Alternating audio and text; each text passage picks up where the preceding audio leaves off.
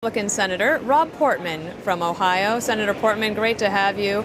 I don't think people realize how close a relationship you had with him really early on, and you really credit him with giving you a chance. Yeah, I wouldn't be in this crazy business of politics and public service but for him. He did give me a chance early on in his White House, and I worked as a lawyer for him, then as director of the Legislative Affairs Office. And not only did he give me a chance, but he showed me how it can be done, and with dignity and modesty, and showed that in his case, good guys can finish first. So I think he was a great model for me and so many others. He took you in a legal sense early on, Senator. How did that happen? Well, I'd volunteered for him like so many other people. I was an advanced person, meaning I'd go out in front of him when he did trips, when he was vice president, and then when he ran for president, I ran the campaign locally in my hometown of Cincinnati, Southwest Ohio. I was a lawyer. I was doing it as a volunteer. And then he asked me to come be one of the associate counsels to the president when he got elected. And I was not terribly qualified for the job. I think every one of my colleagues was either a Supreme Court clerk, which was most of them, or a judge, him or herself. So it was a distinguished crowd. And then I shifted over to legislative affairs when there was an opening there. But the point is, he gave a lot of people chances, and he was a person who inspired young people at that time. I was young, to think about what it would be like to have a career in public service because of the way he conducted himself. Thinking about your service there in the Senate, and I know you've served in many different ways, and we see the beginning of a new Congress in just about 35 days or so.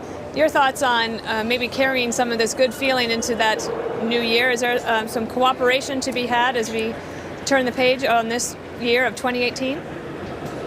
Well, it's been a really interesting few days for me, Dana, and you and I both worked for his son as well, and my hope is that the kind of character or traits that have been talked about in relationship to George H.W. Bush will have an impact around here. I mean, basically, what he stood for was a man of principle, a man who had strong beliefs, but realized that to get something done, you've got to respect the other person and respect their point of view, and that your political opponents are not enemies, but rather they're people to work with for the good of the country. And so my hope is that, in all of the reflections over the last few days, that we remember that, and that glow continues, not just through the lame duck session here, where we've got some things we have to get done, including keeping government from shutting down, but also into the next year, because we're going to have divided government for the first time in a long time.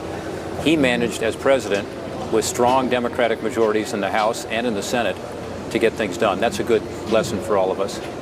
Senator, I don't know if you can see a monitor where you are at the moment, but just want to let our viewers know that we're watching the taxiing of Air Force One, now bound for Houston, Texas, with the Bush family and the casket and body of our 41st president. When you think about, and we've talked about this a lot over the last couple of days, about him being a one-term president, but in reality, absent a third-party candidate in the name of Ross Perot, a fellow Texan, that took 19% of the vote, he would likely have beaten Bill Clinton for re-election. Do you think about that, Senator? I do. It's certainly true in Ohio. I was obviously involved in the re-election and trying to help him. I was back home then. I had returned home. I was a volunteer again on his campaign back in Ohio. And when you look at the county-by-county analysis, there's no question that if Ross Perot hadn't been in the race, he would have won Ohio. He still had to win a couple other states, but I tend to agree with you. I think he likely would have been reelected. Even so, as a one-term president, his influence spread both before and after that. As vice president, he really took an unprecedented role that later, frankly, others like Al Gore and Dick Cheney were able to take advantage of, and that he was hands-on. Ronald Reagan trusted him. They worked very closely together. And then after his presidency, the economic success that came, you recall that fourth quarter of 1992 when he was defeated as president. 4.2% growth. 4.2% economic growth. So he started that, which ended up being a balanced budget by 1999. And so I think his influence was greater than a typical one-term president for a lot of reasons.